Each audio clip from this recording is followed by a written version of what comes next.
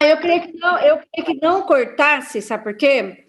Porque às vezes eu ponho no YouTube pro pessoal assistir. Mas se ficar cortando, aí eu não vou colocar, entendeu? Tá cortando mesmo. Então, eu não sei se é a internet, ou se, é só se eu for lá para frente, lá do lado da Wi-Fi. O que vocês acham? Tá, então. Pessoal, então vamos começar, tá bom? Hoje, desenhos projetivos da família, tá? Aquela parte que é a parte da família. Então, aqui, a parte da família é quando a gente coloca, tá? Da minha casa, 4 momentos do dia e a família educativa, tá? Essa parte aí é a parte da família. Então, retomando, né?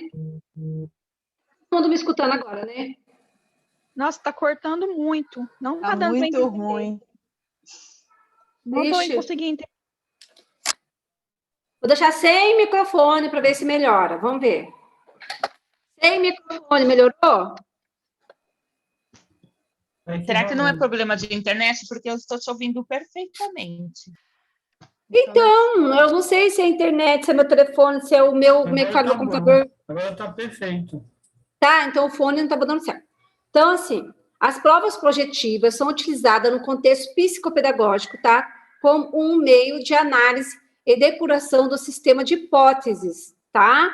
E devem ser aplicadas quando há suspeita de implicações emocionais ou vínculos negativos com a aprendizagem. Só que é o seguinte, gente, a maioria das crianças que chega para a gente na clínica, elas têm, tá? Vínculos negativos com a aprendizagem, porque as crianças que chegam para a gente, a maioria, 90%, são as crianças que não vão bem na escola e que a família está procurando uma ajuda para essa criança. Certo? E você vai traçar os seus primeiros sistemas de hipóteses também, pegando ali a anamnese, a EOC, os desenhos projetivos, aí você vai ver aonde que está a dificuldade dessa criança, né? Se ela tem vínculo com a escola, se ela não tem, como que é a família dela. Hoje a gente vai falar um pouquinho sobre a família, tá? O que interessa é o simbolismo do desenho, não sua perfeição estética. Então, não há necessidade da criança fazer aquele desenho perfeito, lindo, maravilhoso, tá? É a parte simbólica, né, da psicanalítica que a gente vai estar analisando, tá? Não se deve obrigar a criança a desenhar se ela não se sente necessidade de fazê-lo. Também tem isso, né? Às vezes você vai pedir, falar para a criança, olha, gostaria que você desenhasse, você e sua família, fazendo, cada um fazendo o que sabe fazer, né? Demonstrando o que sabe fazer. E às vezes a criança não vai querer desenhar, tá? Aí você vai pôr no seu relatório ou alguma coisa que a criança não quis fazer esse desenho, né? Porque a gente não pode obrigar a criança a fazer o desenho, tá, gente? Tem que ser espontâneo dela. Sem perceber, a criança transporta seu estado anímico para o papel. Em algumas crianças, o desejo de expressão se realiza de outras formas, como música, dança, jogos. Então, aquela criança que não quis desenhar, você vai ter que buscar uma outra forma para tentar compreender essa criança, tá? Qual o objetivo do teste de desenho da família educativa, né? Ai, gente, tem um errinho de português ali, né? De português, na hora de digitar eu não vi, tá? Como já podemos adivinhar, o desenho o desenho continuará sendo aquele cenário simbólico, em que a criança reflete uma boa quantidade de informações. Os desenhos e os jogos são 2 recursos ideais para o psicodiagnóstico infantil ou do adolescente, tá? Portanto, o teste do desenho familiar é estabelecido como um recurso ideal para todo psicólogo, psicopedagogo ou terapeuta infantil. Os objetivos que você irá alcançar com esse instrumento são os seguintes. Então, assim, o psicólogo, ele também usa o teste de desenho, só que o psicólogo já usa colorido. Eu não sou psicóloga, né? Mas eu creio que o psicólogo já deixa usar lápis de cor, sabe? Agora, do Jorge Visca, já não pode usar o lápis de cor. Aí tem só o lápis mesmo, a borracha, o lápis, tá? Para você avaliar essa criança. Aí, o psicólogo, ele vai ver um pouco das cores, né? As cores também representam bastante coisa no desenho, gente. Qualquer hora, aí eu monto uma aula para vocês dos desenhos, mas sem ser o do Jorge Visca, tá bom?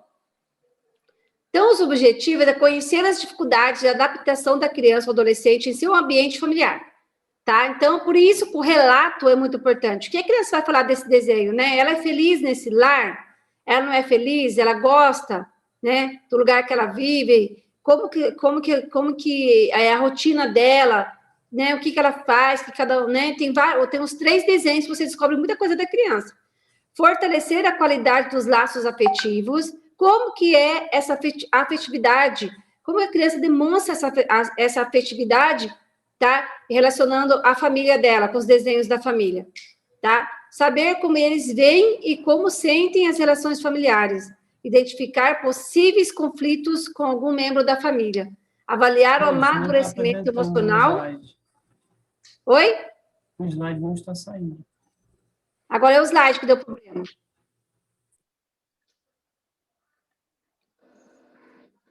Aqui. Tá saindo agora? Não.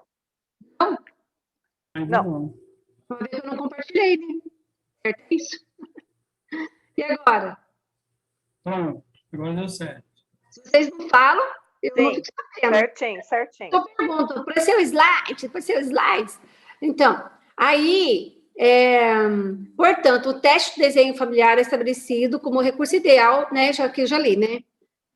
E são os objetivos, tá? Avaliar o estilo de comunicação familiar. Olha só, gente, tá? Importante, né? Você olhar como que é a comunicação dessa família. E o desenho projetivo, ele traz tudo isso, mas você precisa de ter o relato da criança também. Só esse desenho no papel, você não vai conseguir descobrir tanta coisa. É o relato da criança que vai ajudar você a descobrir mais coisas. Gente, fecha o microfone aí, tá? Descobrir o quê? Ou preocupa em seu ambiente familiar. Às vezes é uma família que o pai e a mãe brigam muito, né? Que esse tempo de Covid aí, os pais estão ficando desempregados, né, gente?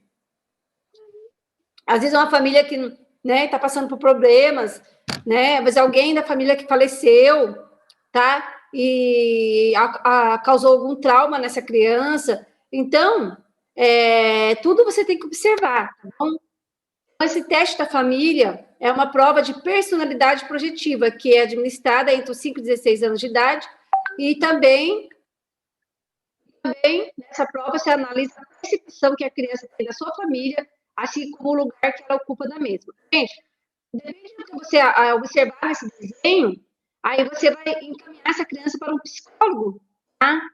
Então, se você observar que essa criança tem muitos problemas emocionais, que o desenho dela está demonstrando muito problema, conflitos, né, familiares, muito problema emocional, então aí você tem que estar caminhando essa criança para um psicólogo, entendeu? Porque se a criança tiver muitos problemas emocionais, você observar isso, ela também não consegue ir bem no atendimento psicopedagógico. Enquanto não tratar a parte emocional dela, ela também, no seu atendimento psicopedagógico, também ela não vai se desenvolver. Se tiver algum psicólogo aí que quiser falar um pouquinho, tá? Então, depende do que você observar nos desenhos, aí você também vai pedir para encaminhar para psicólogo, tá?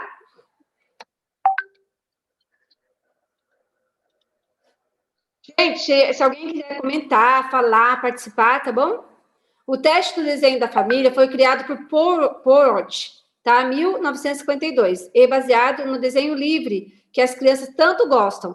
Luiz Corman, 1961, introduziu modificações importantes nas instruções que eram dadas às crianças. Então, assim, gente, eu falei para vocês na primeira aula, né? Jorge Visca, ele foi pegando toda essa biografia, né? Essas referências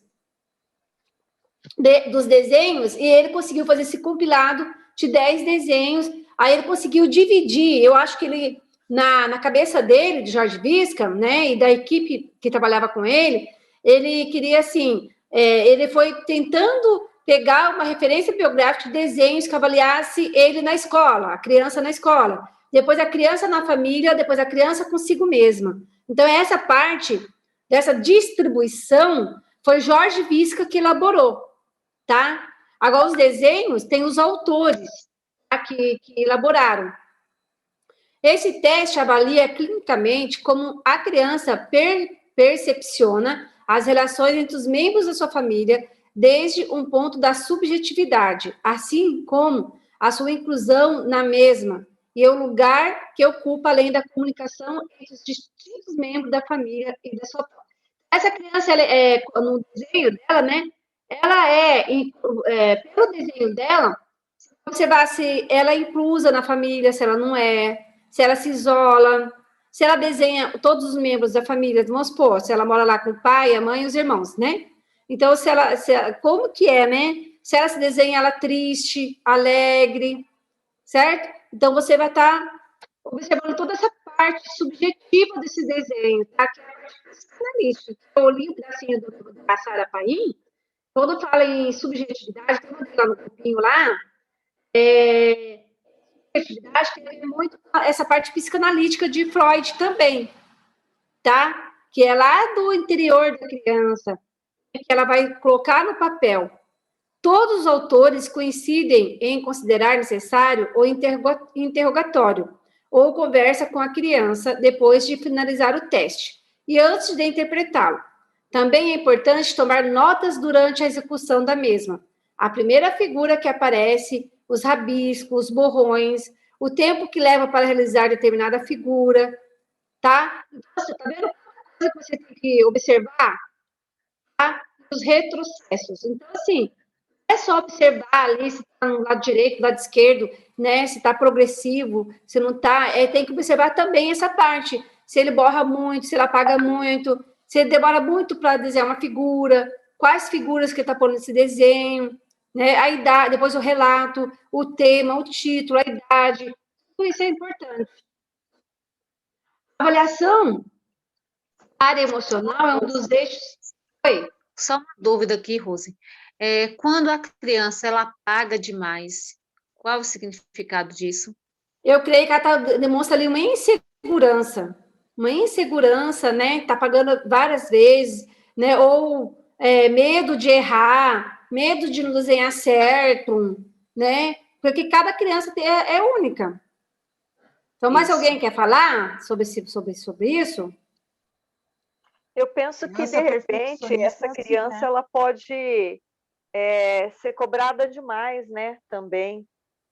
Uma criança muito cobrada, né? E que, de repente, ela quer fazer as coisas de uma forma perfeccionista até, né? Pode ser também.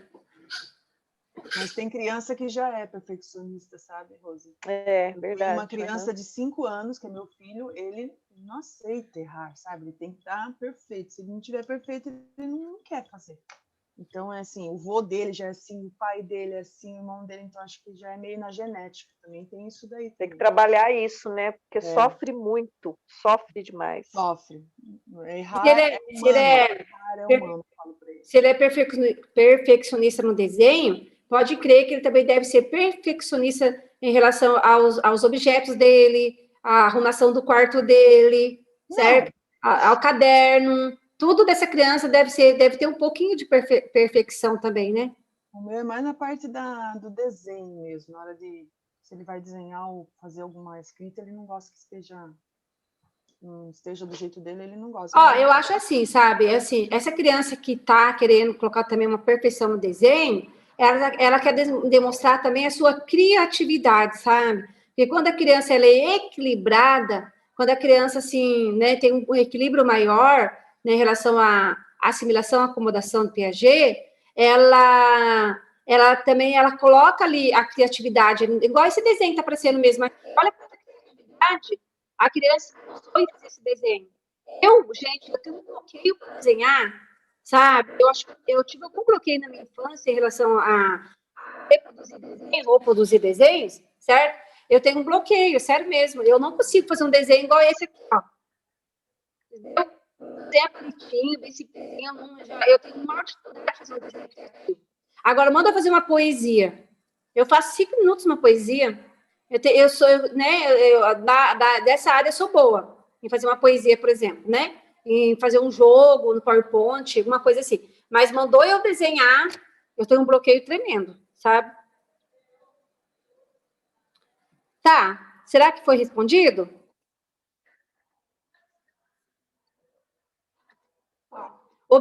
Observações, tá? para análise das técnicas projetivas. Ó, então, o que você sempre vai observar, não é só nesse desenho, tá? Nos outros também. O tamanho total do desenho, tá? Tanto nos outros, o par educativo, você sempre vai observar esse tamanho total do desenho. Se for pequeno demais ou grande demais, né? Poderá indicar vínculo inadequado em relação à situação da cena, tá? O tamanho dos personagens, quem aparece exageradamente maior ou menor, tá? Então, tem que estar observando. Se o sujeito está presente na cena, às vezes observar se ele se desenha na cena ou não, ou por que ele não se desenhou, ou às vezes na psicanálise, ele desenha uma outra criança representando ele, tá? Quem não aparece no desenho, por exemplo, no desenho da família, não desenha o pai ou a mãe, ou não se desenha. Por que ele não desenhou o pai? Hoje em dia tem uns pais, né, gente? Ou tem um paciente meu, assim, que eu, na família, para desenhar o que cada um sabe fazer da família, né? O que acontece? Ele não desenhou a mãe dele, porque a mãe dele fica o dia todo ausente, o dia todo trabalhando, sabe? Então, o que cada um sabe fazer. E ele desenhou o tio, a tia, a avó, o pai, a mãe é separada do pai, né? E não desenhou a mãe, certo? Então, você está observando tudo isso. Será que essa criança tem realmente um vínculo com essa mãe? Né? O distanciamento dos personagens também. Se estão separados por alguma barreira ou presos em quadrados, né? Se utiliza a borracha durante o desenho. Se não desenha, aqui, pulou aqui, pés e mãos, pode indicar dificuldade nos relacionamentos, sem objetivos, apresentando dificuldades para buscar o conhecimento. Aí, olhando, assim, uma análise psicanalítica também, né? Quando a criança não desenha, né? O pé, né? A mão, né? Quando falta olho, orelhas, né? Boca, pode estar relacionado a ouvir, ou em falar, ou em prestar atenção. Aí, é o relato da criança... Oi? Posso falar um negocinho? Eu fiz esse teste da família educativa ontem com uma menina, e ela desenhou a família dentro de uma panela. Nossa! E ela, no relato, ela colocou assim, porque eu fui perguntando para ela, né? Ela tem 6 anos, e eu fui perguntando para ela colocou assim, toda a família numa panela quente, bem grande, mas falando assim, bem alegre, bem espoletinha, sabe? Dá para cozinhar. Aí ela falou assim, eles estão dentro, assim. A família está presa lá. Não conseguimos, do jeitinho dela, não conseguimos sair. A gente pegou a corda e quando a corda arrebentou, a família pegou a outra corda e aí a gente puxou tudo para fora. Aí caiu todo mundo da panela e foi muito engraçado. É uma criança muito criativa, né? Ela é muito criativa, sabe? Demais, demais. Mas quando ela falou para mim, que eu perguntei para ela, o que é isso aqui, né? Que ela colocou, tentou desenhar uma panela, fez como se fosse assim, uma espécie de um círculo e as argolas, fez um caldeirão, né? A hora que eu perguntei para ela explicar o que estava acontecendo, quando ela falou que era uma panela quente, eu falei, nossa, sabe? É que é uma criança de 6 anos também, não é? Ela pode estar usando da imaginação, ela está naquela fase pré-operatória, né? Sim. Está naquela fase da imaginação, né? Que aí a gente também não pode levar tudo ferro e fogo, não dá, né? Aí ver o relato dela, ver se ela é feliz nessa família. Às vezes foi algum desenho que ela assistiu, né? Do Lobo Mau, ela caiu na panela, ela relatou ali. Essa é a influência de tudo, do externo, né? Ou alguém falou que a pandemia é um inferno, é uma panela, tá todo mundo dentro. É verdade.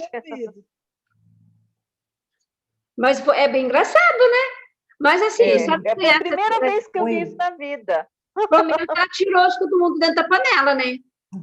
Então, aí, isso que eu fiquei pensando, ainda bem que ela tirou, ela deu um jeito de resolver o problema, entendeu? Pegou uma corda e depois a corda arrebentou, pegou outra corda e a panela virou e todo mundo saiu da panela. E falou que foi engraçado. Eu tinha uma aluna, eu tinha uma aluna que ela gostava muito de bruxa. E ela sempre contava história no caldeirão. Aí eu vou te colocar no caldeirão. Aí eu brincava que eu era bruxa e a gente utilizava o escorregador para ela escorregar como se ela estivesse caindo no caldeirão. E ela falava, eu vou te colocar no caldeirão, mas o meu tamanho no escorregador não tinha como. Pode ser também uma hipótese. Pode ser. Mas aqui, Verdade. assim, lendo aqui, ó, se o desenho está condizente com o que é pedido, né? Então, se o desenho, assim, é para desenhar o que cada um da família sabe fazer, então ela fugiu fora do tema também, não fugiu? Sim, aham. Né? E, Alguém? Você e chegasse assim, perguntado para ela, Oi? oi? você perguntou para a criança por que que ela colocou a família dentro da panela? Sim, ela não soube responder. Ah, tá. Ela não soube responder. Muita coisa ela não sabe responder. Ela me lembrou, não sei, acho que foi, não sei se foi você que falou no começo, que você tem um menino que fala sim, porque sim. Então, eu atendi ele hoje, menina. Ai, meu Deus do céu. Então, Eu aí também tô assim. ela fala a É. mesma coisa para mim, porque sim, Tudo porque sim. sabe? Ela Tudo muitas vezes não sabe responder. Mas é criativa desse outro lado, entendeu? Para narrativas. Narrativas, ela é muito criativa. Então, hoje eu dei o desenho para o menino, né? Eu dei até esse desenho para ele. Eu falei assim, ó, desenhe para mim, né, a sua família, que ele mora. Olha para você ver, gente, a situação, que onde a escola que eu estou o bairro é um bairro mais carente, entendeu? Então, às vezes, acaba morando toda a família numa mesma casa. Então, a mãe, para não pagar aluguel, né? Aí foi morar com a mãe dela. E aí eu falo assim, quem mora com você? Ele fala, mora a avó, a tia Silene, a outra tia, o pai, a mãe, a irmã, e a mãe está grávida de outro bebê, certo? E aí eu mandei ele desenhar a família, né, o que cada um sabe fazer. Aí ele desenhou, gente, uma casa enorme, e desenhou todos o pessoal da família, um do lado do outro, e só falou o nome. Aí eu pergunto, se eu perguntar para ele qual a idade dele, ele não sabe falar a idade de nenhum membro da família, tem 11 anos, gente. E só isso, mas ele não desenhou assim, que cada um sabe fazer, sabe? Ele desenhou um membro do lado do outro, mas não assim, a avó cozinhando, né? A tia trabalhando, ele só desenhou assim, uma pessoa do lado da outra, né? Não reconhece as letras do alfabeto, não...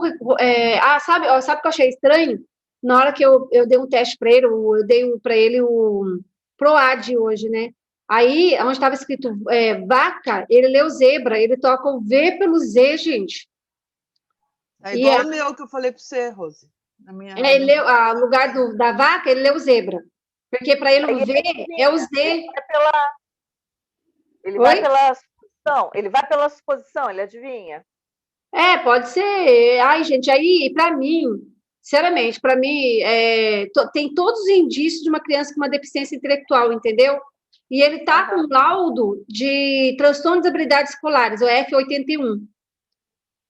Você entendeu? E se o menino tiver uma Dirlen, ele troca todas as letras, ele troca o F, ele troca, parece o Cebolinha falando, troca sempre o R pelo L, o L pelo R. Ecolalia, não é, né? Ele faz trocas fonológicas, ele troca as letras. Aí eu fico pensando, será que é uma deficiência intelectual? Será que pode ser uma síndrome de Irlen? Teria que avaliar e a avaliação é cara? Será que é uma dislexia profunda? Né? Aí eu estou... Se for uma síndrome de Irlen, de todos é até mais fácil de detectar, né, Rose? Mas eu não tenho nenhum estudo de síndrome de Irlen, eu preciso estudar, porque eu não consigo perceber. Não. Quantos anos ele tem, Rose? Ele tem 11, não está alfabetizado, não sabe as letras do alfabeto. Quando eu coloco as letras do alfabeto, ele não sabe identificar. Ele troca também, né? Por exemplo, a letra D, ele fala E de elefante. Por exemplo, entendeu? Não é nada mesmo, então, ele só joga. Porque ele tem eu tive uma aluna assim. Sabe o labirinto inteligente? Foi super bem. Eu tive um aluno assim, quer dizer, eu tenho um aluno assim. E ele não consegue também, não consegue aprender as letras. ele é assim, ó, até que um dia, dois, ele consegue reter, mas mais do que isso, é como se a memória dele não conseguisse reter, ele esquece tudo. Por mais que a gente esteja... Ele esquece muito. E ele tem um problema sério de baixa visão, e eu não sei se não é por isso também. Esse menino também tem. Um olho dele é bem alterado. Porque daí a criança, ela não consegue enxergar direito, como é que ela vai definir o que ela está enxergando? E os pais, a mãe, ela não leva muito a sério esse negócio dele usar óculos, ele vai para a escola sem óculos. Vai para a escola, daí ele não enxerga absolutamente nada. E será que essas crianças... Inclusive, quando eu comecei, que eu estava fazendo estágio, eu estagiava na turminha dele, com ele. Eu era acompanhante dele, porque ele não podia ir para o recreio sozinho por causa da baixa visão. E o menininho não vai de óculos para a escola. Olha só, né? Aí complicou também, né? Fica mais difícil ele aprender. Pois é. Eu tive um caso de uma criança assim também no meu estágio, que a professora e todo mundo da escola falava que era dislexia. Quando nós falamos que o problema era de visão, ninguém acreditou. Quando ele começou a usar óculos, melhorou. Aí, tá vendo? Tem que ver tudo, né? Gente, ó, em todos os desenhos... me xingou. A professora me xingou, falou, eles não aceitavam que era dislexia, que não era dislexia. Não, tem que observar. A primeira coisa é ver se precisa usar o óculos, se é o Irlen, né? Esse de Irlen, né? Também. Ó, em todos os desenhos, devemos ficar atentos ao título do desenho. Por meio do título, também observamos o vínculo que se estabelece com a aprendizagem. Esse menino mesmo, ele não conseguiu dar um título para o desenho dele.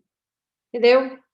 Devemos observar se há relação entre o título do desenho ou se há dissociação, negação e representação em relação à situação em que se pretende investigar. Podemos perceber também a pouca criatividade ao colocar um título pouco elaborado, como a casa, a família. Então, esse menino, por exemplo, ele é hipossimilativo, ele não tem nada de criatividade, assim, para a área da escrita, da leitura, entendeu? A criatividade dele é no brincar, no lúdico, sabe? Relato. Então, o relato é muito importante, tá, gente? O relato é uma projeção que denuncia o vínculo da aprendizagem, tá? Do próprio conteúdo, pela correspondência com o desenho e por sua relação com o título. Então, tudo isso é importante. Observe no relato os mecanismos de dissociação, negação e representação utilizados. Observe tanto no desenho como no relato se existe um objeto de aprendizagem. Se existe algum objeto de aprendizagem, tá?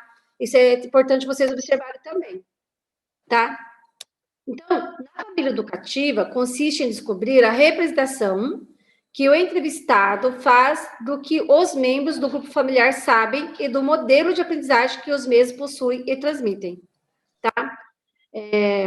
Com o objetivo de estudar o vínculo de aprendizagem com o grupo familiar e cada um dos integrantes do mesmo. Como que é esse vínculo de aprendizagem com o grupo familiar? Né? A mãe ajuda nas tarefas escolares, né? Ele tem um horário para estudar, quando ele estuda, ele desliga o computador, desliga a televisão, né?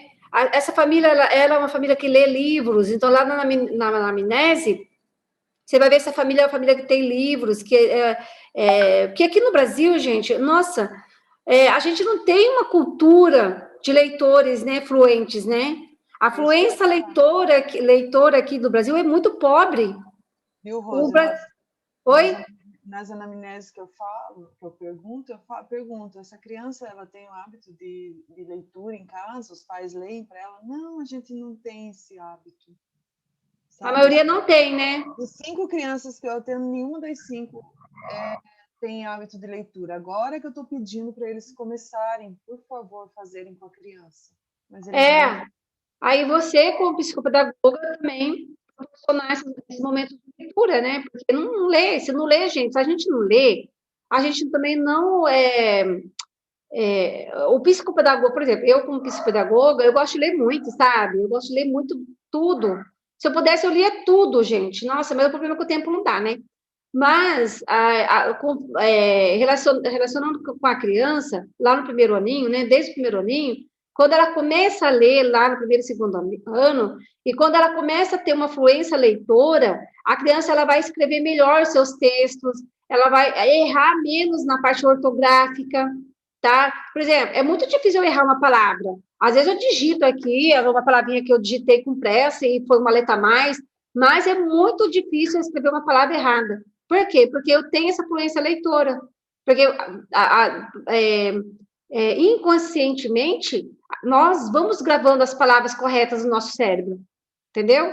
E aí, isso acontece como? Através de treino, é muito treino. E as escolas, esse construtivismo, gente, tá? Eu acho que o construtivismo, ele está atrapalhando muito a educação, porque as pessoas não estão sabendo trabalhar com construtivismo, entendeu?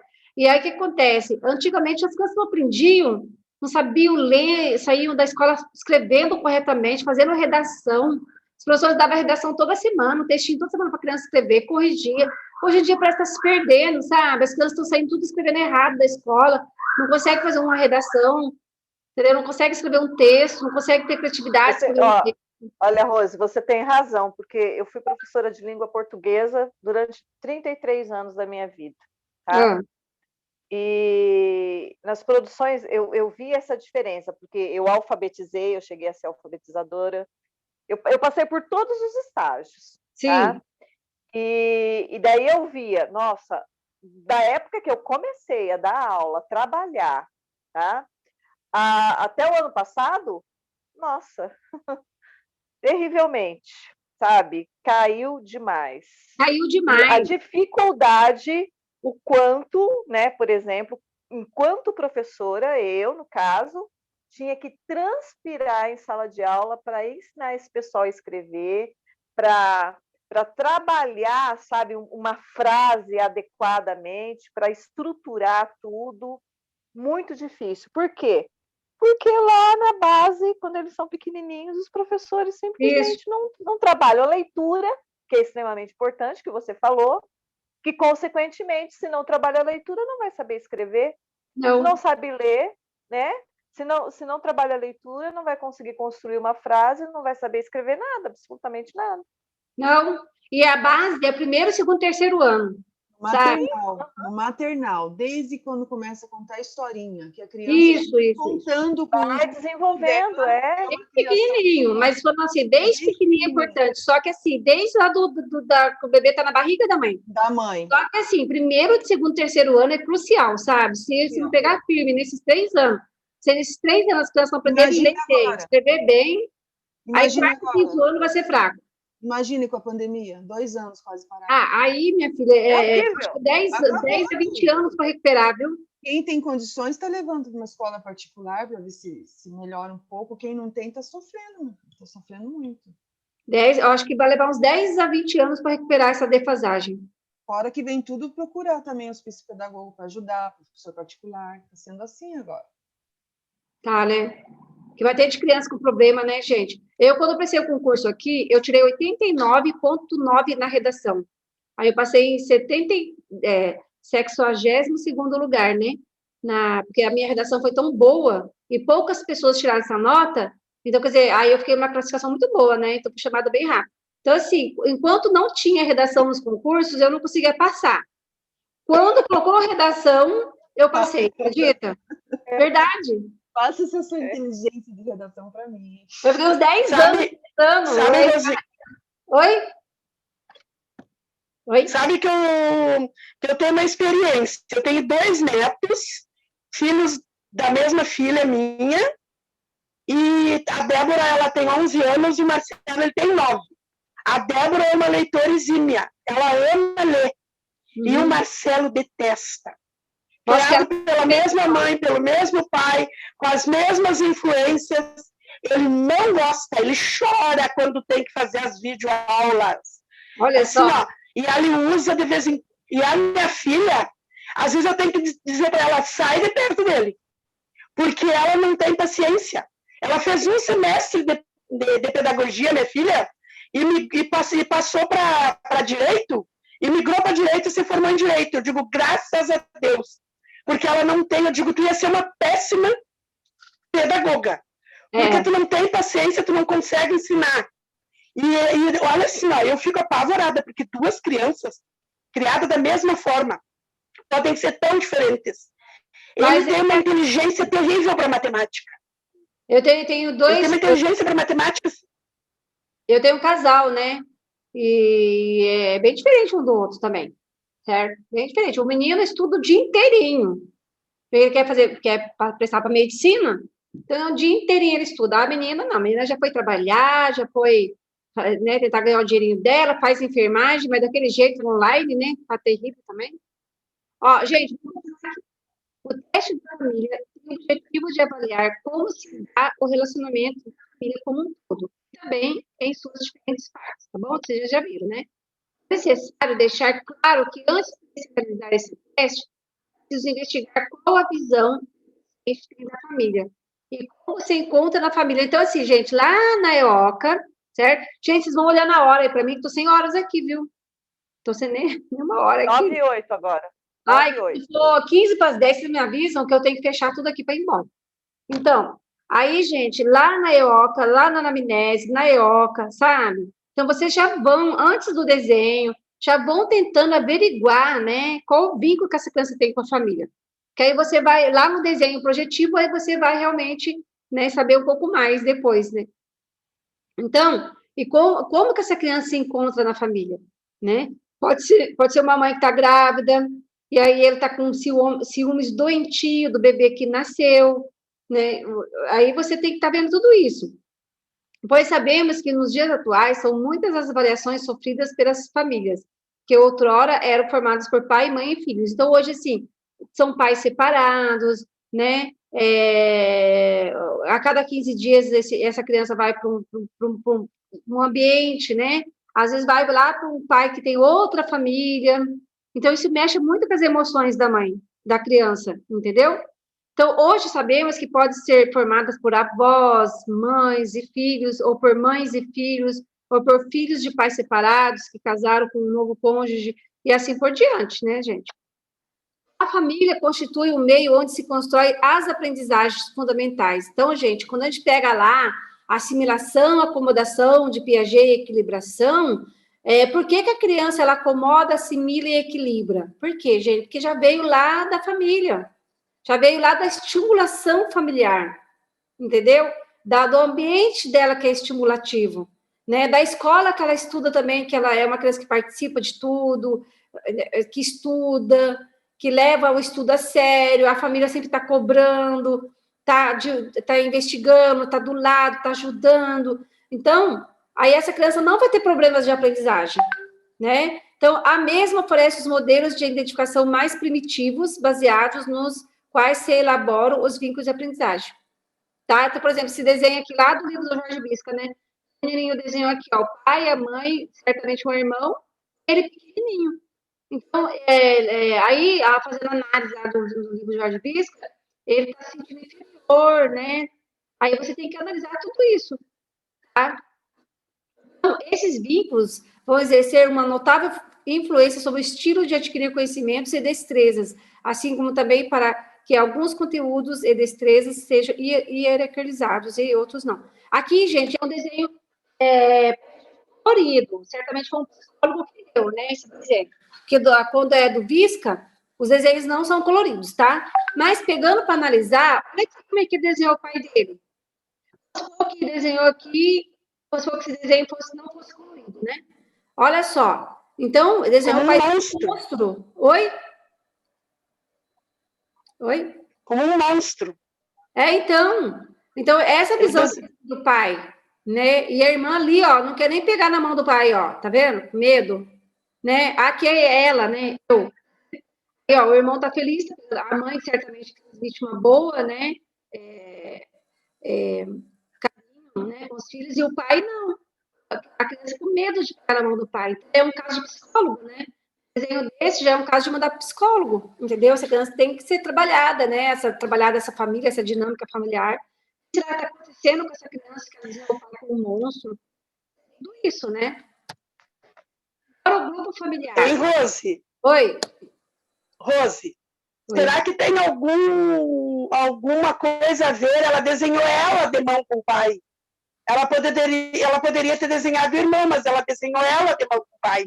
Então, igual eu falei para vocês, né? Quando não é da nossa alçada, a gente já tem que caminhar psicólogo. Né? Um desenho desse eu já encaminhei psicólogo, entendeu? Porque é muito forte, né, gente, olhar uma coisa dessa, não é? Você observa que ela está triste, né? E os demais estão felizes, o irmão e a O mãe que dela. esse pai fez para essa criança? Como se ela sofresse. Pode como se ela sofresse e os outros não. Ele pode ter batido nela, ou bate na mãe, ou ela foi abusada. Tem tantas coisas que tem que observar, né? Só que aí, no caso, já é com o psicólogo, não é com a gente, entendeu? É verdade. Imagina quantos psicopedagogos, gente, não descobrem essas coisas na hora dos desenhos projetivos. Entendeu? Eu creio que muitos, né? Eu creio que um dia a gente vai passar por isso, de pegar um desenho de uma criança que precisa de caminhar para o psicólogo. Embora o grupo... Oi? Sim, com certeza. Por isso que a gente tem que tomar cuidado. Quando você vê que é uma coisa muito extrapolada assim, aí você tem que estar vendo. Aí você pode até, se você tiver... Por isso que é bom trabalhar com equipe multidisciplinar, né, gente? Quando tem equipe multidisciplinar, aí você já leva ali do seu lado, na sua sala tem um psicólogo do lado, aí trabalha em conjunto, entendeu? Um ajuda o outro nessas avaliações também. Nas escolas particulares funciona assim, né, Rose? Só que nas escolas públicas não funciona dessa maneira. Até se envia para... A gente envia para um psicólogo, aqui no Rio Grande do Sul, aqui na minha cidade, tem muito a cultura da... Agora eu esqueci o nome de enviar para... A gente fala assim... Conselho tutelar, Aconteceu isso na escolinha que eu trabalhava na educação infantil. Já a criança fazer um desenho, né, que ela transmitiu no desenho que ela foi abusada, sabe? Na educação infantil, gente, 4 aninhos, 5 aninhos. E aí a diretora encaminhou, aí o professor, né, vai falar com a coordenadora, com o diretor, aí acabou chamando o conselho tutelar, sabe? Aí, sabe o que aconteceu? A mãe mudou de escola, mudou de casa, a gente nunca mais viu a criança. Entendeu? Isso é difícil. Porque a família, às vezes, sabe não aceitar, ou não sabe, né? Se mudou de casa e saiu da escola, né? Uma coisa aconteceu, né? Então, embora o grupo familiar, por um lado, se apresente como uma unidade funcional, ao mesmo tempo possui heterogeneidade estrutural, no sentido que seus diferentes integrantes, tanto por características de personalidade, como pelo papel desempenhado pelo seio familiar e até pelas aprendizagens efetuadas, apresentam diferenças. Né? Cada um, né? O pai, né, gente? A gente casa com uma pessoa, certo? Vamos casar com meu marido, né? Por exemplo. Só que assim, eu sou diferente dele. Ele veio de uma estrutura familiar completamente diferente da minha, certo? Então, a família dele é ele, a irmã e o pai e a mãe. E a minha família já tinha um monte de irmãos. Eu tenho 4 irmãos fora eu. Eu sou a primeira, né? Primogênita. Então, assim, a minha estrutura familiar não tem comparação com a estrutura familiar do meu marido, entendeu? Então, assim, não vou entrar em detalhes, né? Mas, e essa estrutura familiar é que a gente vai passar para os nossos filhos, entendeu? Então, por exemplo, a minha mãe brigava muito comigo quando era adolescente. Então, eu tento não brigar com a minha filha, entendeu? Eu tento conversar, dialogar. Eu tento ser diferente do que a minha mãe foi para mim. Enquanto o meu marido sempre teve um pai e uma mãe presente, que sempre já conversavam, já dialogavam. Meu marido, eu conheci ele quando eu fui passear na casa... Eu tinha moto, né? Aí eu fui lá para o sul de Minas, umas 2h30 daqui, quase 3 horas. Aí eu fui de moto lá, eu com a minha irmã e tal, e acabei conhecendo o meu esposo numa festa lá, né? Essas festas de roça, sabe? E aí a gente acabou namorando e tal, e ele já sabia da minha vida, sabia que era meu pai, sabia tudo, né? Então, porque todo mundo conhece todo mundo no sítio, né? E aí, o que acontece? Aí a gente acabou se casando, só que assim, a estrutura familiar dele é diferente da minha. Ele sempre negociou com o pai dele, e nunca brigaram, gente, nunca teve uma briga. Eu tenho 23 anos de casada, nunca vi meu marido brigar com o pai ou com a mãe, entendeu? Às vezes fala umas coisinhas assim, mas sempre você briga, sabe? Então, eu acho bonito isso, sabe? Acho muito lindo isso. Então, a família é o que a criança é o espelho da família. Essa criança é o espelho da família, você tem que pensar nisso, entendeu? Então, essas diferenças exercem um papel primordial na medida em que permitem que os membros jovens, durante o seu desenvolvimento, possam ir pregando distintas partes dos estímulos meioambientais para configurar uma identidade que, embora ter aspectos em comum, com dos diferentes componentes do grupo. Então, assim, os filhos, eles vão criando identidades, não é? E essa identidade vem lá do seio familiar.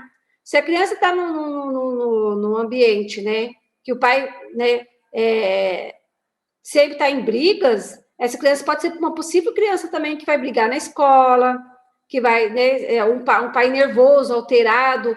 Então, às vezes, um pouco dessa personalidade passa para a criança. Então, por isso que você tem que estar sempre observando tudo no desenho. Tá? Então, os fundamentos, né? Quando a criança terminar o desenho, tá?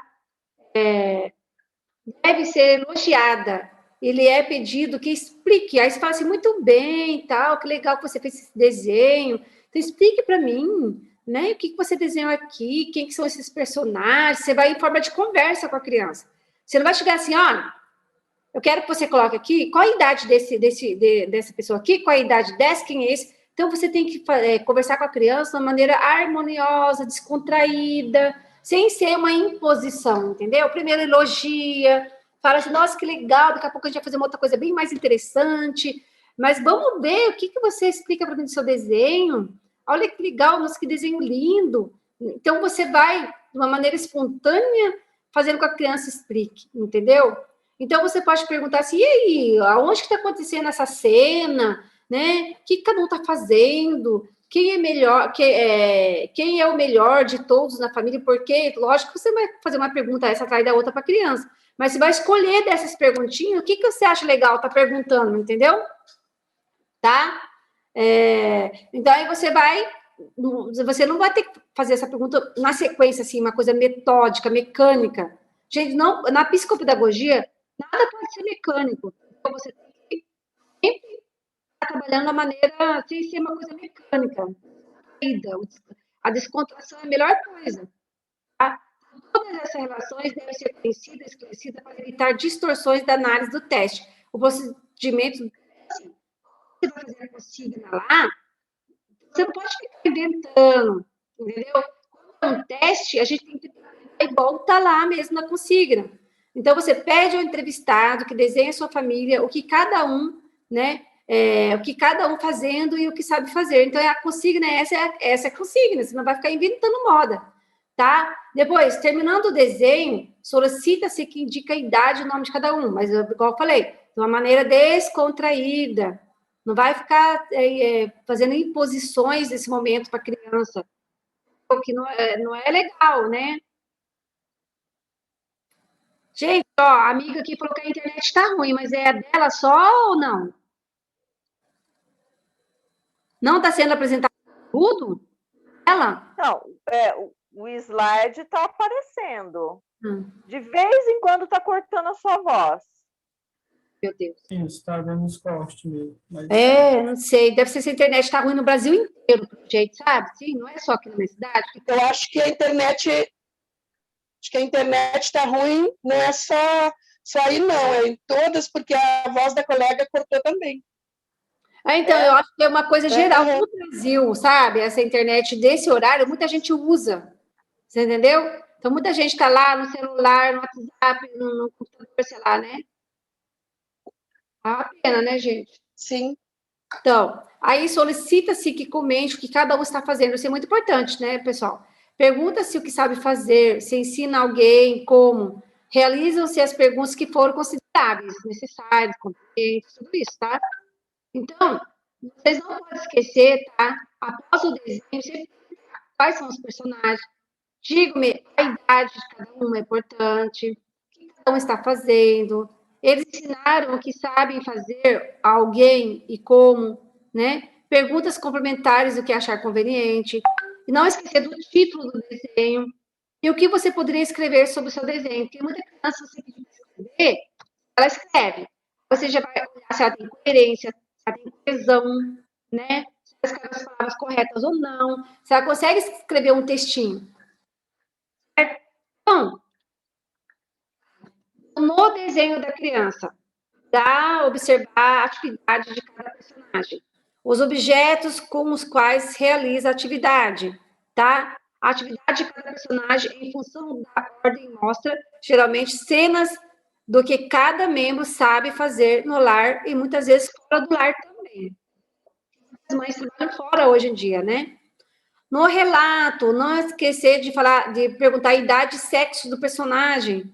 Relato do processo de execução, relato da produção final. Relação dos parentescos com o entrevistado, se é pai, mãe, quem que está no desenho. A partir do interrogatório, o qual nos pode levar a concluir que se a criança é aceita ou rejeitada, entendeu? Então, você vai saber disso também. Atividade de cada personagem, né? A primeira alternativa possui um caráter mais intimista, que é, no caso, 7 a 8 anos. Enquanto a segunda, um caráter mais profissionalizante, que é de 11 a 12 anos. No caso, pode ocorrer que desenhe algum ou alguns dos integrantes em um espaço geográfico diferente, por exemplo, como fábrica, estúdio, consultório, porque as crianças maiores, de 11 a 12 anos, elas já conseguem ter essa percepção, sabe, de espaços geográficos. Então, se ela conhece o trabalho do pai, o trabalho da mãe, ela está desenhando esses espaços geográficos. Objetos com os quais realiza a atividade. Constitui um indicador claro do grau do conhecimento e flexibilidade que se possui da mesma. O número, a adequação, os detalhes dos objetos, são, entre outros, alguns aspectos mais importantes. Tá? A idade e o sexo do personagem são reveladores do lugar que realmente lhe é otorgado. Tá? Ou que o entrevistado fantasia que possuam as diferentes atividades do seio familiar, em função de ambos os planos. Então, assim, gente, tem que tomar cuidado. Muita criança pode estar fantasiando ter uma família adequada para ela, sabe? Então, tem que tomar muito esse cuidado também. Enquanto se pode encontrar representações que indicam grupos familiares rigidamente estruturados, em termos do que é permitido fazer em função da idade e do sexo, outras se caracterizam por um alto grau de flexibilidade. Um grau maior de rigidez geralmente corresponde a um vínculo de aprendizagem que acarreta características tais como mecanização, medo do erro, falta de iniciativa e criatividade. É a criança hipoassimilativa, tá? Se a criança crescer num lar que tem tudo isso aqui, ela vai ser uma criança hipoassimilativa, entendeu? A relação do parentesco com o entrevistado é um aspecto muito próximo à idade adulta ou ao sexo, mas também apresenta algumas diferenças. As pessoas desenhadas realizando uma determinada atividade podem ser os progenitores, como irmãos, avós, tio, tia, primo, né? Com os quais, por uma parte, existe um vínculo afetivo mais global que ou exclusivamente relacionado com a aprendizagem. Em primeiro lugar, a interpretação do conteúdo é dividida da seguinte forma: tamanho dos corpos. Este é um dos elementos mais facilmente analisados. Quando um dos corpos é maior e se destaca dos demais, essa figura é muito importante para a criança. Se ao invés existe um personagem menor, eles podem refletir distanciamento emocional e pouco afeto. Então, o tamanho do desenho também pode estar mostrando alguma coisa para você ali, tá? Então, no caso, o tamanho dos diferentes partes do corpo, como a cabeça, o nariz, os olhos, a boca e as pernas, cada elemento é potencialmente analisável e projeta uma parte do nosso subconsciente. Uma cabeça grande, por exemplo, pode ser um símbolo de egocentrismo, assim como uma boca com os dentes grandes ou afiados pode denotar agressividade reprimida. Os outros elementos, manchas na cara, pode refletir ansiedade ou baixa autoestima, apagar algum dos personagens denota impulsividade e rancor em relação a um personagem. Tá vendo, gente? Quando a criança também fica apagando, né? Por outro lado, Corman faz uma interpretação da família baseando-se na análise de 3 planos: do plano gráfico, plano de estruturas formais e plano do conteúdo. Em seguida, enumeraremos cada um dos elementos que são analisados e interpretados no teste da família. A forma com que a criança traça o desenho pode chegar a definir características sobre a sua sensibilidade, hostilidade, sociabilidade em geral, sobre o temperamento do menor. E, gente, aqui é um quadro, que está lá na referência que eu peguei, a linha, né? Então, ele está observando assim, o traçado dela é amplo, é estreito, o traçado é forte, o traçado é débil. Então, se o traçado for amplo, né, no caso, figuras grandes, ela tem grande paixão vital. Se o traçado for estreito, figuras muito pequenas, pouca expansão vital. Se o traçado for muito forte, pulsão forte na pega do lápis, né? É uma criança inibida, audácia ou violência. Ela está demonstrando inibição, audácia ou violência. Se o traçado for fraquinho demais, a pulsão dela for muito fraquinha, ela está demonstrando suavidade, inibição ou também uma possível timidez. Ritmo, tá? Ela pode ter um ritmo estereotipado, um ritmo desordenado. Quando a criança desenha, né? Ela também está demonstrando a parte do ritmo dela. Então, se as figuras em fila, né? Quer dizer ali, rasgos neuróticos, obsessivos, caráter obsessivo. Ritmo desordenado, personagens diferentes, espontâneo, pouco obsessivo.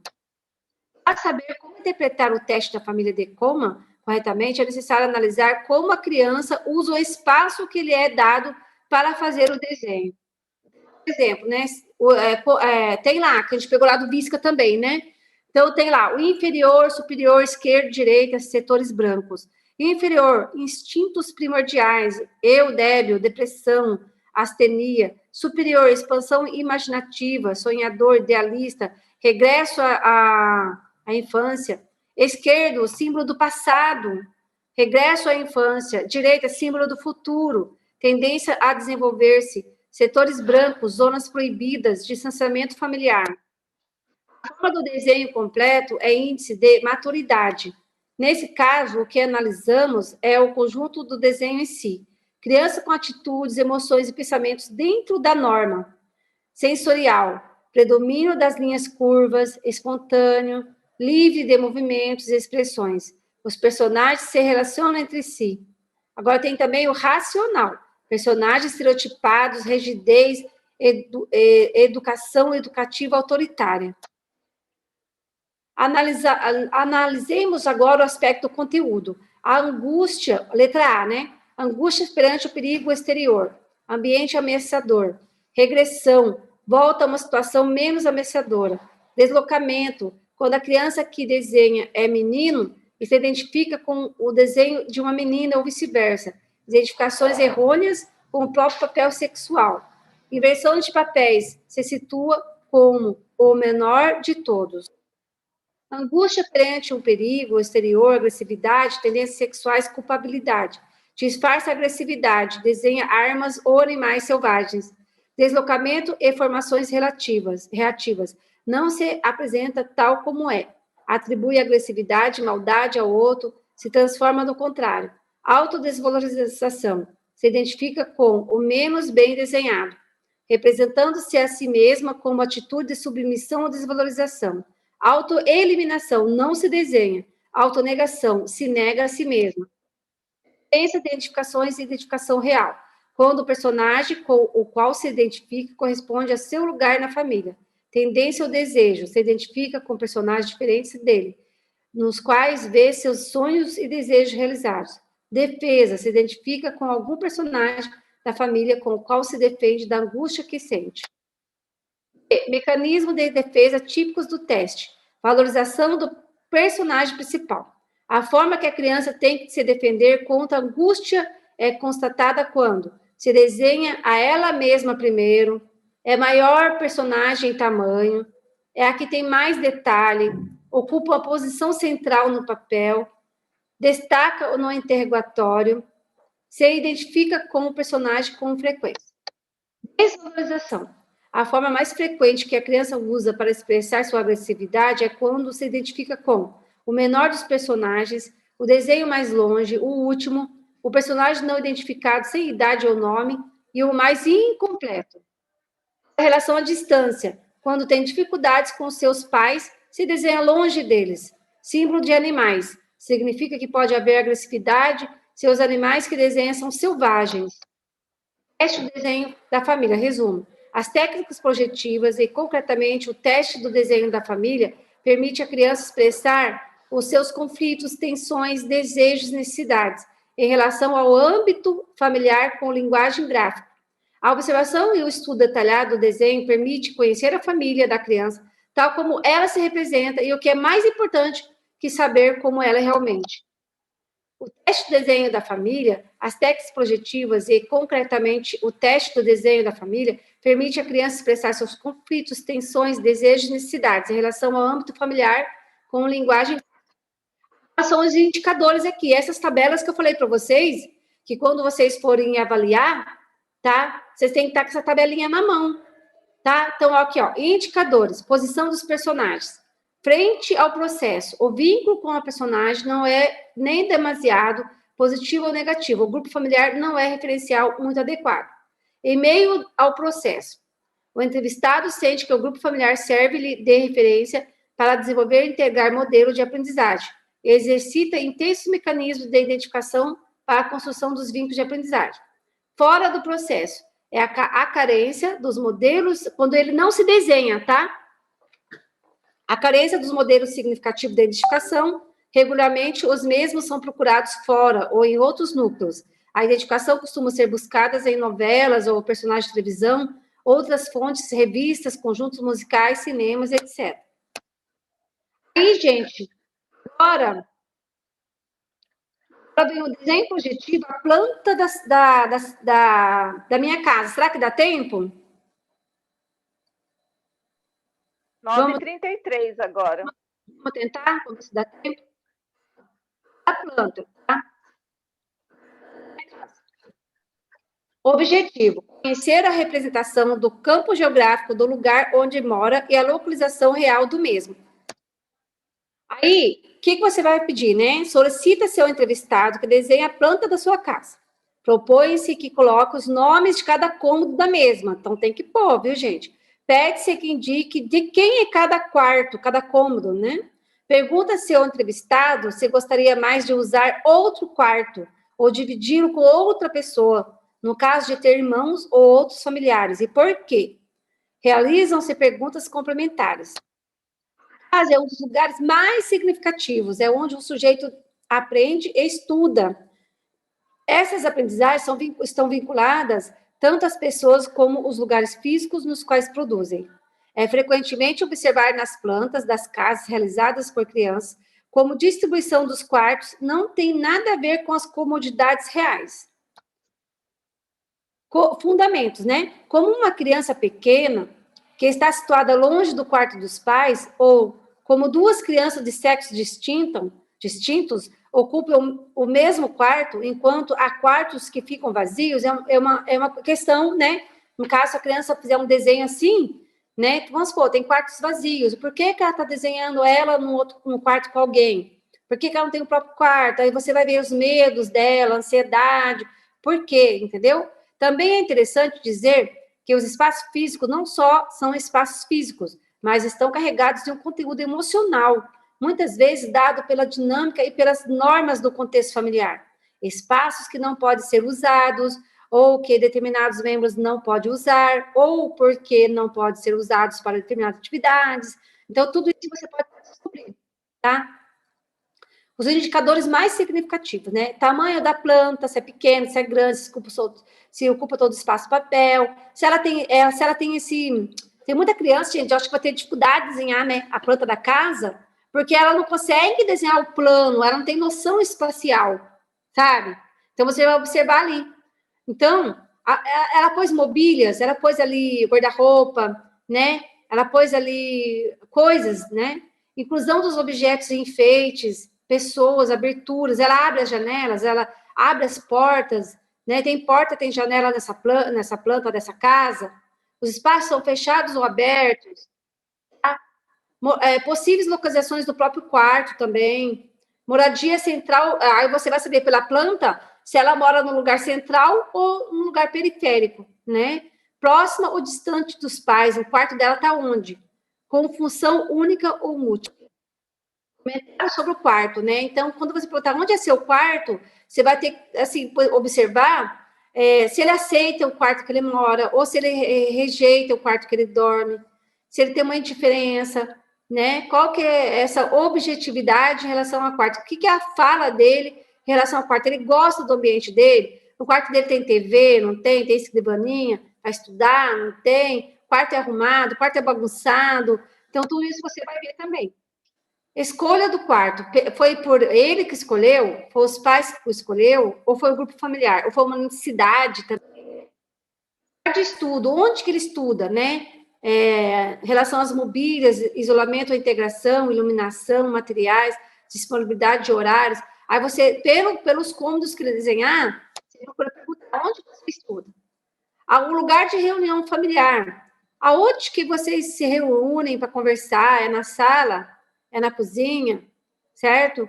Como que é? Por quê? Quando? Tudo isso você tem que falar. O tamanho da planta da casa ou do apartamento em relação à folha utilizada é revelador do sentimento básico com o qual o entrevistador se vincula com o meio geográfico no qual se habita.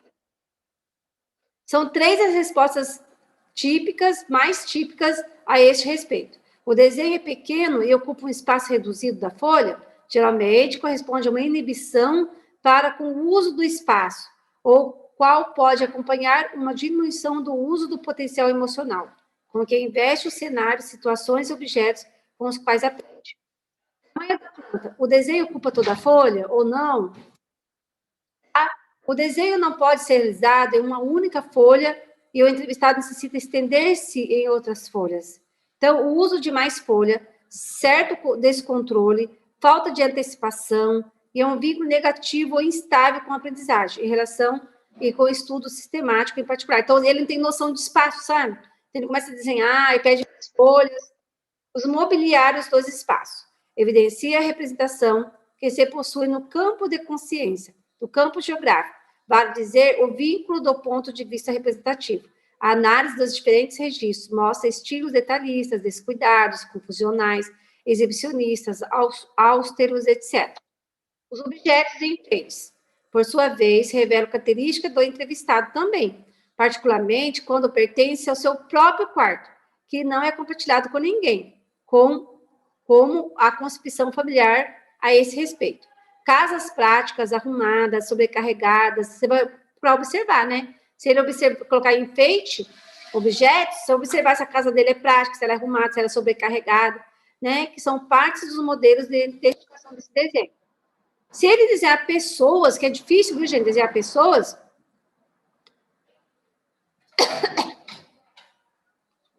as pessoas, geralmente, não são desenhadas em sua inclusão na planta da casa. Pode ter significações muito diversas e comumente contraditórias, aceitação ou rejeição, motivo pelo qual sempre é necessário investigar durante o interrogatório posterior. As aberturas representadas, esquecidas, deslocadas e objetivas se encontram diretamente vinculadas aos canais de comunicação imaginários e reais. Espaços. A omissão dos espaços fechados e abertos possui diferentes níveis de significação. A capacidade de vincular-se e aprender em relação às situações relacionadas ao mundo artificial ou ao mundo natural. A desvalorização das condutas mentais ou das corporais e de relação com o mundo externo. Também o quadro. Você pega o desenho da criança, aí você vai observar lá o tamanho da casa. É um desenho pequeno, né? Aí vocês vão estar observando esse quadro aqui, tá? Analisando o desenho da criança. Aqui o outro quadro. E aqui alguns desenhos do Jorge Visca, tá? Então, aqui, ó, essa criança desenhou todos os espaços, ó, desenhou até aqui o jardim, aqui alguma coisa. Tá vendo? Como não tem relato, aqui, ó, esse aqui ocupou toda a folha. Não tem relato, é mais difícil a gente analisar, né? Olha que belezinha esse aqui, ó. Colocou a empregada, a área, né? As irmãs. Olha aqui, ó. Tá vendo? Cozinha, sala. Olha dos pais como fica longe, né? Dos filhos. Aí, gente, ou 4 momentos do dia. Eu não sei. Eu queria terminar, eu vou deixar para vocês lerem, eu passo para vocês, ó. Tá? Tem os fundamentos, tá? Ó, também explicando tudo. E aí, para a semana que vem, já começar a última aula, porque se eu, né, olha aqui, ó, a sequência, tá? Os 4 momentos. Minhas folhas lá, eu já dividi em 4 partes. Tá? O desenho tem que começar da letra A, depois da letra B, depois a C, depois a D. Tem que seguir certinho a ordem, tá bom? E aí, depois vocês vão ler bonitinho, tá? O quadro. Porque senão, aqui um estudo de caso aqui, né? Que eu coloquei aqui, ó. Esse aí tem o desenho e o que analisou. Aqui tem o desenho, o que analisou. Aqui tem o desenho, o que foi analisado, tá? E aí, ela termina hoje, porque não deu tempo de falar a última parte, mas a semana que vem a gente vai fazer a última aula do eu comigo mesmo. A semana que vem a gente começa a fazer eu comigo mesmo. Porque, senão, ainda tem que... Essa aula da semana que vem, que o nosso vejo a hora de terminar, e depois vai começar das provas piagetianas. Vocês querem? Sim. Querem as aulas das provas piagetianas? Sim. Sim. Então tá bom, Acho então. legal. Aí, se a semana que vem, na outra, a gente começa as provas piagetianas. Vamos terminar os desenhos projetivos, né? A não ser que vocês achar que tá bom até aqui, ou não, vocês querem a última parte do desenho projetivo ou não? Claro, claro. Então tá bom, então. Aí depois dos desenhos projetivos, a gente começa as provas piagetianas, que eu já gosto mais, sabe? Eu gosto mais de dar aula das provas piagetianas, eu gosto. Acho uma delícia dar aula das provas piagetianas, sabe? Então, vocês pegaram meu telefone, quem não tá no grupo, 12 279, tá bom? @ Psico Castro. Se quiser, o YouTube é aquele que eu passei, tá bom, gente? E aí o PowerPoint eu ponho lá no grupo, tá? Ok. Tá bom. Aí eu tive que falar mais rápido agora no final para dar tempo, viu? Mas, gente, o legal é pegar o desenho agora e analisar de acordo com os quadros. Eu vou ver se eu faço umas fichas com esses quadros, tudo bonitinho, umas fichinhas bem bonitinhas, tá bom? Eu vou ver se eu faço. Vou ver se eu faço amanhã, tá bom? Tá bem. Porque aí fica mais fácil, não precisa ficar pegando PowerPoint, né? Entendeu? E aí... Mas tá legal. E aí a gente... Tá bem bom, assim. Amanhã, alguém quer ler o livro da Camila, à noite, sobre o autismo? Vocês vão querer participar? Eu vou. Então, tá bom. Então, amanhã, lá para as 20 horas, a gente vai ler. A gente lê 10 páginas por sessão, 15, tá bom, né? Tá certo. Ó, a gente tá no capítulo 1, viu? Já pus lá no grupo também o livro dela. Aí tá no capítulo 1. Vamos começar o capítulo 1 ontem, porque amanhã. Porque a gente leu toda a parte do sumário. O sumário não, da apresentação dela, né? Aí, agora a gente vai ler... eu acho que esse livro, assim, para quem quer trabalhar com autista, ele é bem legal, viu, gente? Tá bom? Eu acho assim, Rose, que atualmente, nos nossos dias, nós temos que nos preparar para tudo, porque tu vai para dentro de uma sala de aula, se o professor vai para dentro da sala de aula, vamos supor assim. Porque tem vários psicopedagogos atuando dentro da sala de aula. Tu vai ter criança autista. Hoje isso é muito comum. Luísa, porque o autismo, ele tem que ter muito material, sabia? Adaptado, sabia disso? E aí, do livro dela, tentar montar algumas atividades também. Ó, gente, para falar nisso, dia 19 de junho eu vou ter o curso da Deise Serra. Eu inventei de montar um curso com ela, gente, agora eu tô ralando para achar gente para poder fazer o curso, sabe? Ai, meu Deus, acho que eu nunca mais faço isso. Ai, deixa eu... Ai, gente, pior que eu gravei.